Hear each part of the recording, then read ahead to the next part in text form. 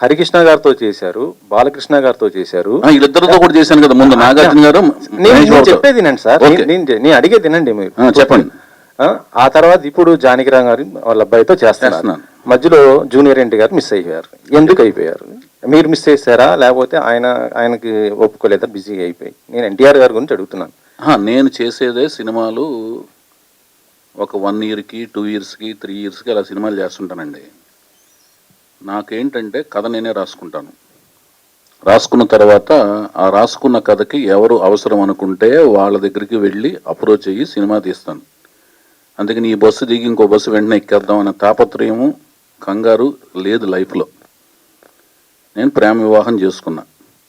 ప్రేమ వివాహం చేసుకున్న తర్వాత ఏమవుద్దండి, భార్య పట్ల విధేయతను, బాధ్యత, కుటుంబం, వాళ్ళతో కూడా సరదాగా తిరుగుతుంటాను. ప్రపంచాన్ని కళ్ళతో చూడటం కంటే కూడా, టీవీలో చూడటం కంటే కూడా కళ్ళతో చూడాలి, కాళ్ళతో నడవాలని అనుకుంటాను ప్రపంచంలో చూసే ప్రదేశాలు. సో అవన్నీ చూస్తూ ప్రపంచంలో అన్నీ తిరుగుతూ నేనే కథ రాసుకుని నేనే సినిమా తీసే ప్రాసెస్లో చాలామంది దగ్గరికి వెళ్ళే అవకాశం తక్కువ.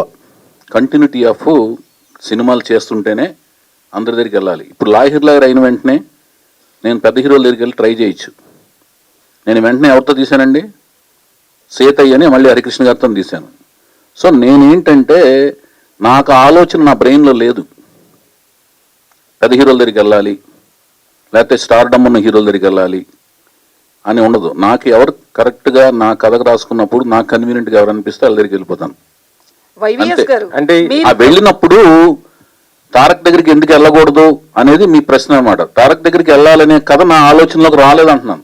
కానీ ఎన్టీఆర్ గారికి ఇష్టమైన మనవడు జూనియర్ ఎన్టీఆర్ కదా, సో మీకు ఎందుకు ఆ థాట్ రాలేదు? ఎన్టీఆర్ గారికి ఇష్టమైన మనవడు అని ఎవరు చెప్పారు? ఆయనే చెప్పారు.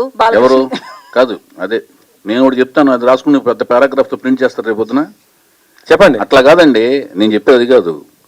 ఎన్టీ రామారావు గారికి ఇష్టమైన మనవడు అంటే మిగతా మనవాళ్ళు ఇష్టం లేదనా?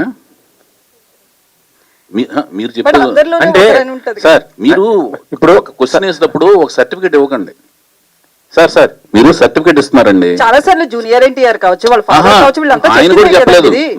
ఎన్టీ రామారావు జూనియర్ పబ్లిక్ గా ప్రెస్ మీట్ లో చెప్పలేదు. ఒక నిమిషం అండి. తారక్ గారు కూడా చెప్పలా.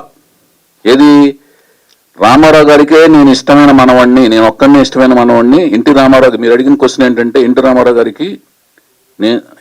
గారికే ఆయన ఇష్టమైన మనవాడు అన్నారు. అది మీరు స్ట్రెస్ చేశారు. ఆయన ఒక్కడే ఇష్టమైన మనవాడు కాదు, ఎన్టీ రామారావు గారికి అందరూ సమానమే. అలాగే ఎన్టీ రామారావు గారిని అభిమానించే వాళ్ళందరికీ, అభిమానులు, వంశ వీరాభిమానులందరికీ రామారావు గారి కుటుంబంలోని అందరూ సమానమే.